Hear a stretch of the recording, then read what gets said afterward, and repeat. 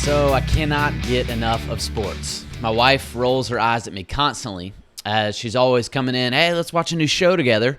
But I mean, it's playoffs for baseball, for basketball, for football, whatever. It's college sports, Thursday night, Friday night, Saturday, you name it. And major sports, right, they're masterful at it, right? It's nearly year-round now. But I can't help it. I absolutely love it. And as I've watched sport after sport after sport over the last few years, there's one phrase that consistently is spoken about young players. And announcers will say it. They'll say he's just trying to do too much. You know, I was watching a game with young quarterback Daniel Jones of the New York Giants playing about a week ago. And over he would make these amazing plays. But then he would do something, and he would set his team back when he tried to do too much. And announcers, they say this over and over about this kid. He's got all the talent in the world, but for young athletes, when you try to do too much, it paralyzes their team. And they realize that you really can have all the talent in the world. You can be a generational talent and still not be able to do it all. I don't think it's really any different in the business world. In fact, it's no different at all.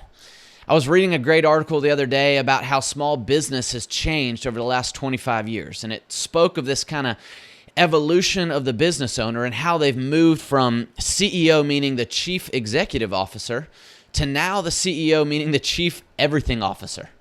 It's this kind of subtle semantic change, but one that dictates the entire existence of your business.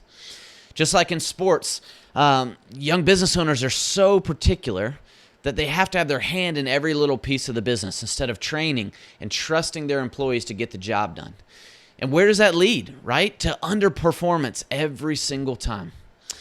Why? Because you can't do it all. And you can't do it at all and try and scale your business. You have to trust people to do the job you hired them to do. And if you can't, why pay them in the first place? Why pay them to do a job that you're actually trying to do alongside them? It's robbing you of time and ultimately profitability if you're both trying to do the same job. So, where does this lead us, right? If you look up the definition of executive in the dictionary, it has two definitions that I love. One, having the power to put plans, actions, or laws into effect. Let me say that again. Having the power to put plans, actions, or laws into effect.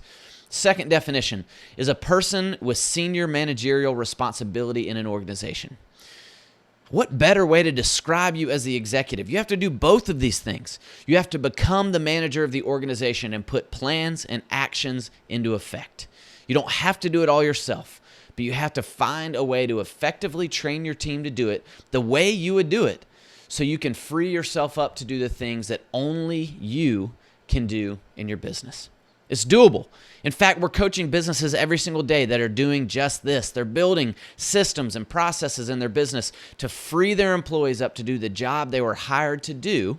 Then, and only then, can you go from being the chief everything officer who tries to do too much every single day to the CEO that your business needs.